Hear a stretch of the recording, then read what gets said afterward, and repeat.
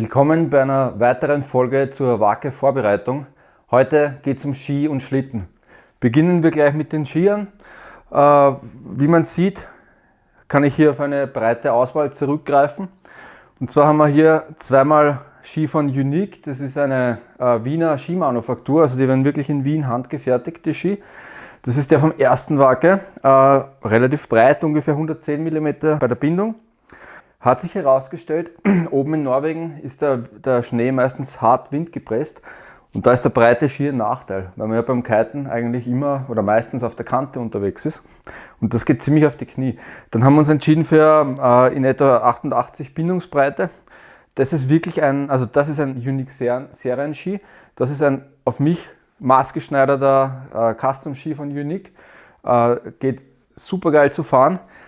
Einziges Problem bei dem, was sich herausgestellt hat, ist die Plattenbindung, weil man ja die bei jedem Schritt hebt. Und gerade bei dem Waake, wo ich den verwendet habe, musste man sehr viel zu Fuß gehen. Ne? Und da ist natürlich eine Pinbindung schon ein Vorteil, wie wir es hier auf dem Ski haben. Allerdings möchte ich beim Fahren und wenn man dann mal aus dem Ski raus muss, eigentlich schon gern eine normale Freeride-Bindung haben, wie wir es hier bei diesem Nordica haben. Den habe ich mir eigentlich gekauft, eben um diese neue Marker PT12-Bindung zu testen. Man kann bei der den Vorderbacken mit einem Handgriff entfernen und somit haben wir dann wahlweise einen Ski mit Pinbindung oder mit Freeride-Bindung. Ja, dann habe ich mir noch neue Felle beim Hang Loose gekauft, wo ich mir auch sehr viel von meinen anderen Ausrüstungsgegenständen, zum Beispiel meine Hardshell-Jacke und Hose gekauft habe. Kommen wir jetzt zu einem sehr spannenden Thema, die Pulkas, also die Schlitten, die man nachzieht. Die kommen, wenn man sie kauft, in etwa so, schaut aus wie ein etwas größerer Kinderbob. Ist auch gar nicht so teuer, kostet in etwa 60 € ohne Versand. Und man muss aber einiges tun, damit die wirklich fürs Waake geeignet sind. Einiges dazu bauen. Da hat uns zum Beispiel ein sehr guter Freund eine Persenning, also eine Abdeckplane, zusammengenäht, die wirklich genau auf diese Pulka angepasst ist. Auch mit Reißverschluss und Gurtbändern zur Sicherung der Ladung, weil das ist in Summe doch dann relativ schwer. Dann hat man hier noch diese Leinen zum Ziehen der Pulka, wahlweise mit einem Gummiband.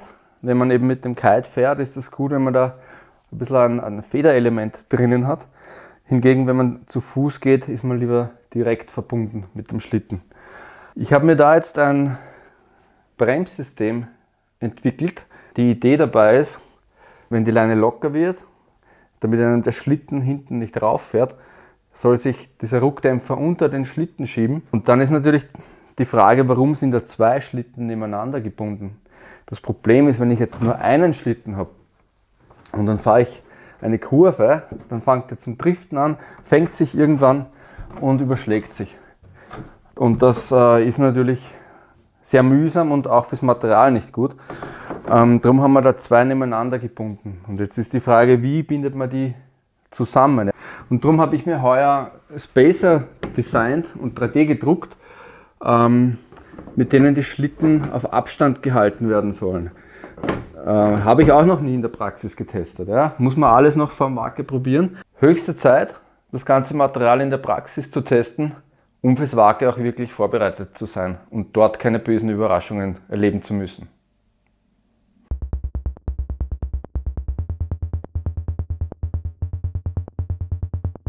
Bin jetzt angekommen am Parkplatz, Schneelage schaut mal gut aus.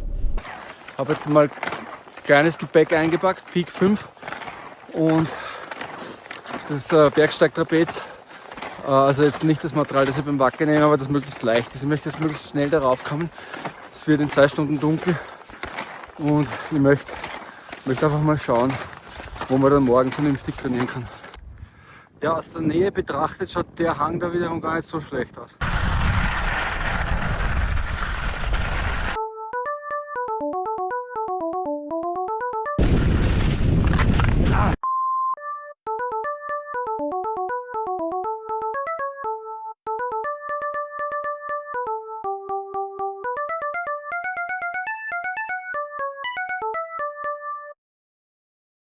Ja, nachdem da der Aufstieg extrem mühsam ist, wie man gestern gesehen hat, über den Grat entlang, teilweise ausgeapert, habe jetzt mal alles in den Rucksack gepackt und mein treuer Begleiter, der Ramon und ich, werden uns jetzt den Weg nach Innerkrems machen und dann direkt von unten aus aufsteigen, weil da geht nämlich ein Forstweg rauf. Der ist zwar unten ausgeapert, aber weiter oben angeblich soll es gehen. Ich hoffe, es stimmt, sonst wird halt die Rucksacktrage-Passage ein bisschen länger.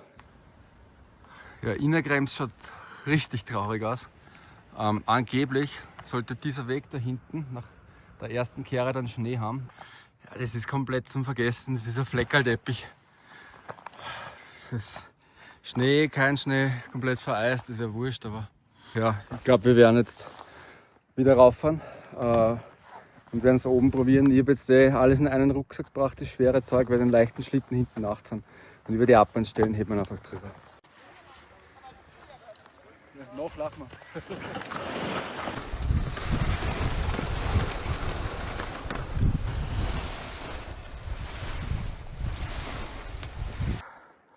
Also das ist wirklich saumäßig anstrengend. Gott sei Dank wird es jetzt flacher und ich muss das nur einmal gehen.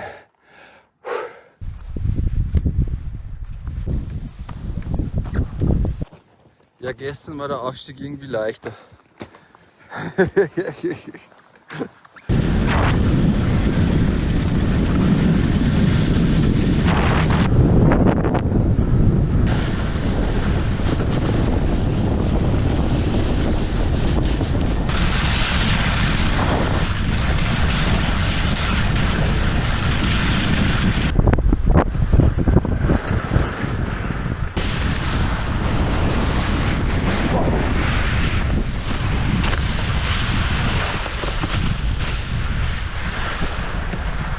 Ja, ich habe da zufällig beim Vorbeifahren diesen ebenen Platz da gefunden und ich denke, ich werde da jetzt mein Zelt aufbauen, solange es noch hell ist.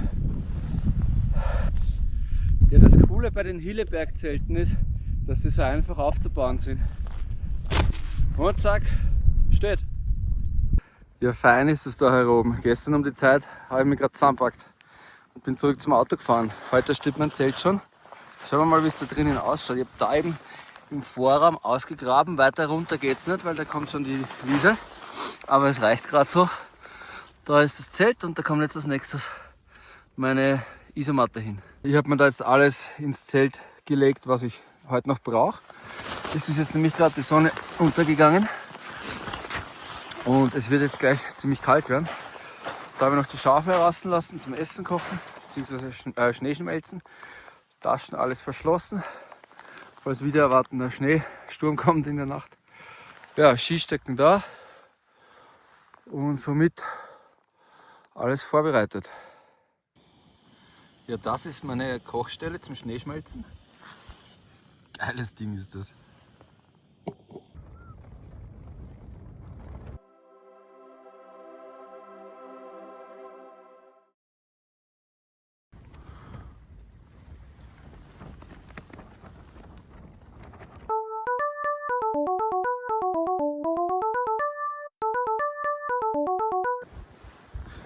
So, Lager ist fertig abgebaut. 6 Sohl und dann fahren, bevor es nach Hause geht.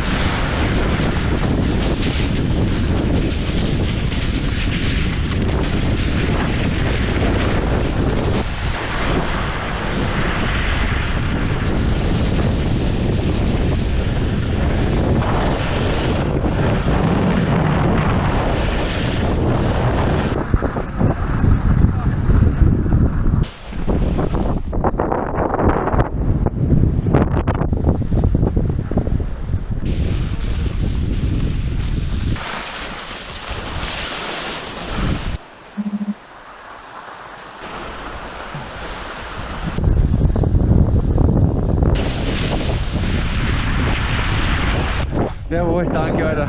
Cool, Ohne die Johnny. hätte ich das nicht geschafft darunter. Kollateralschaden am letzten Meter, besser da als am Wacke. Möglichst schnell über die Straße, ne? Ja, genau, und da ist die Frage, wenn kommt vom Wind, ob wir oben bleiben. Du kannst nämlich